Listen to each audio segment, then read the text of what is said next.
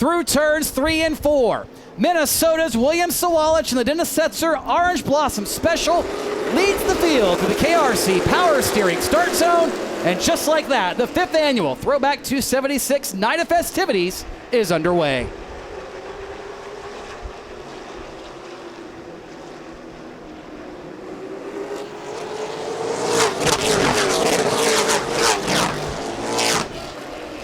Wow. Lap number 1 to William Sawalich, and this is starting to look like March did, Steve, where Sawalich pulled out early, got himself his first career win, won the last race at Tri-County, so Sawalich right now on a roll, picked up a super late model win.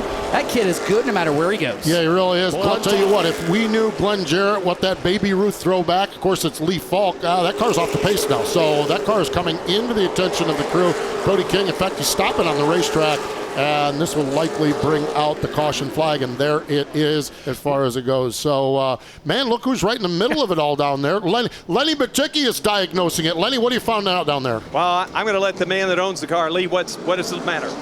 Something happened in the motor, broke a crankshaft or a rod or something. We'll just fix it and come back. Gotcha.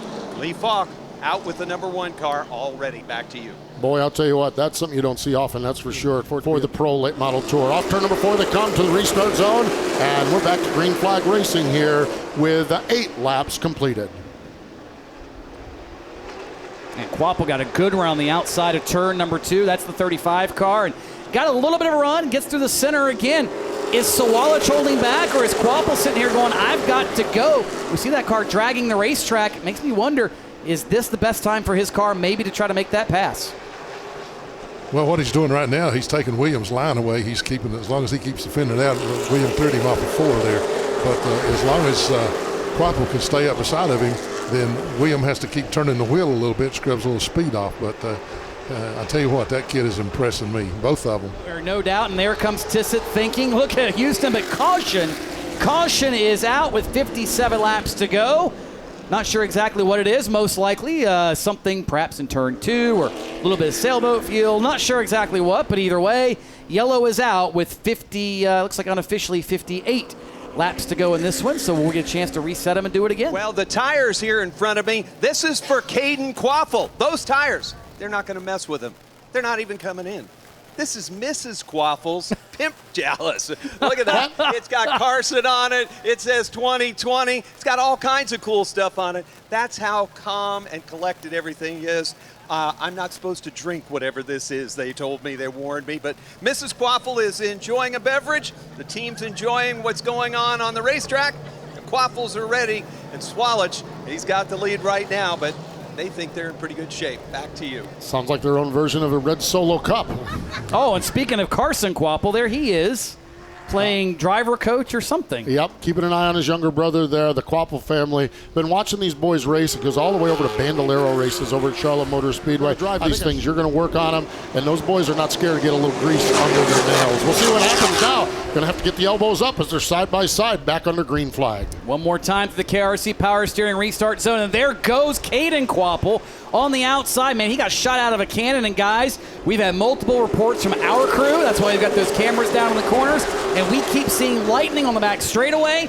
This race could be over at any minute if we get past halfway. No wonder we're seeing Caden Quapple really start to hustle. Yeah, I'll tell you, Quapple is doing a fantastic job of staying up with Sawalich up on the outside. Like, oh, little contact there. Doink. Well, hello. Got his attention, that's for sure. And now here we are with Quapple looking to the low side. We'll see how Sawalich does on the high side for a moment here. Yeah, we haven't seen this hardly at all with Sawalich trying to work the top, but at least in those 2 corners, look pretty sporty. Yeah, it got him out of shape just enough to let Quapple back under him. But I tell you what, Sawalich's car is so good in either lane right now. He's got a pretty good shot at doing that right now. Man, you can see those sparks out of Quapple's car. And I would imagine the pressures are up at this point. I'm starting to wonder if there's something failing on that race car. Maybe a sway bar is broken and dragging the racetrack or something, because that thing does not look like it should. Well, there's just a lot of spark. This track is pretty rough, Tony, and driving the car as hard as he is, there's a lot of travel in the chassis and the shocks and stuff, and he is bouncing around a little bit. But you know, hey, he's hanging in there. He's still only a little over a second behind Sawalich, so I think the car's okay. Down on pit road, Lenny Baticki, I think, has been hustling around. Lenny, what you got for us? Guys, the Quaffle car may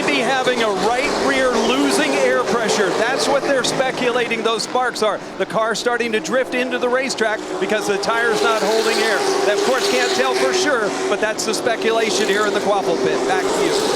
Yeah, as he rolls down across the stripe, we'll see if he can hang on to that race car. That And you got after this many laps, after 95 laps, and you still got 5 cars running that close. 29 loses it. Oh, Nick Loden around turn number 2. That will bring out a caution with approximately 6 laps to go, and that will change everything most likely. There's a good shot, and guys, that's some moisture up there in the lights here at Hickory. It's not what we're looking for. I'm just a radio guy. As the Solid Rock Carriers pace car makes its way to the safety of pit lane through the KRC power steering restart zone, it is a dead heat into turn 1. William Sawalich gets the Orange Blossom Special out front, and Quapple is slowing substantially.